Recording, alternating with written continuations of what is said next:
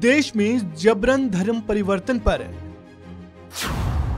Supreme court की कड़ी प्रतिक्रिया। केंद्र सरकार को दी कैसी नसीहत। जबरन धर्म परिवर्तन पर सुप्रीम कोर्ट ने कड़ी प्रतिक्रिया दी है। सुप्रीम कोर्ट ने जबरन धर्म परिवर्तन को एक गंभीर मुद्दा बताते हुए कहा कि इसे राजनीतिक रंग नहीं देना चाहिए। सुप्रीम कोर्ट में एक याचिका दाखिल की गई है जिसमें लालच देकर और जबरन धर्म परिवर्तन के खिलाफ सख्त कदम उठाने की मांग की गई है। याचिका की सुनवाई करते हुए सुप्रीम कोर्ट ने इस मामले में अटॉर्नी जनरल आर वेंकटरमणी से जवाब मांगा है। अब इस याचिका पर अगली सुनवाई 7 फरवरी को होगी। सुप्रीम कोर्ट ने सोमवार को याचिका पर सुनवाई करते हुए कहा कि इसमें फर्जी धर्मांतरण को नियंत्रित करने के लिए केंद्र और राज्यों को कड़े कदम उठाने का निर्देश देने की मांग की गई है।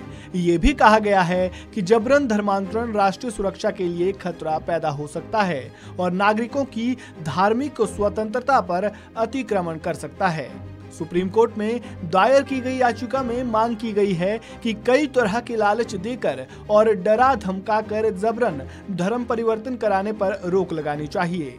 Justice MR. शाह और जस्टिस सी.टी. रविकुमार की बेंच ने अटॉर्नी जनरल आर वेंकटरमणी से कहा कि हम चाहते हैं कि अगर बलपूर्वक या फिर लालच से धर्म परिवर्तन हो रहे हैं तो इसका पता लगाया जाए और अगर ऐसा हो रहा है तो हमें क्या करना चाहिए और इसमें सुधार के लिए क्या किया जाना चाहिए। इस मामले में केंद्र मदद करें। तमिलनाडु सरकार की तरफ से वरिष्ठ अधिवक्ता पी. विल्सन कोर्ट में पेश हुए और उन्होंने याचिका को राजनीति से प्रेरित बताया। उन्होंने जोर देकर कहा कि तमिलनाडु में इस तरह से धर्मांतरण का सवाल ही नहीं है।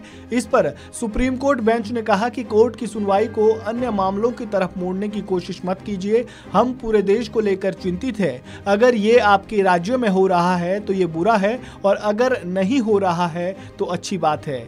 इसे एक राज्य को निशाना बनाने के तौर पर मत देखिए, इसे राजनीतिक मत बनाइए।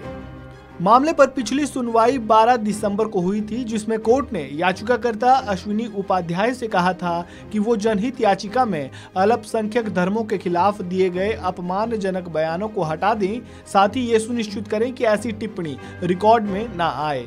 वहीं याचिकाकर्ता की ओर से पेश हुए अरविंद दतारा ने कोर्ट के निर्देशों का पालन करने का आश्वासन दिया था।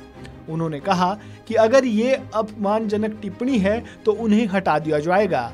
पीठ ने केंद्र सरकार के हल्फनामे के इंतजार करने के लिए सुनवाई 9 जनवरी तक के लिए स्थगित कर दी थी, जिसे लेकर कोर्ट में आज सुनवाई हुई। इस खबर में फिलहाल इतना ही। ताजा अपडेट के लिए बने रहें वन इंडिया हिंदी के साथ।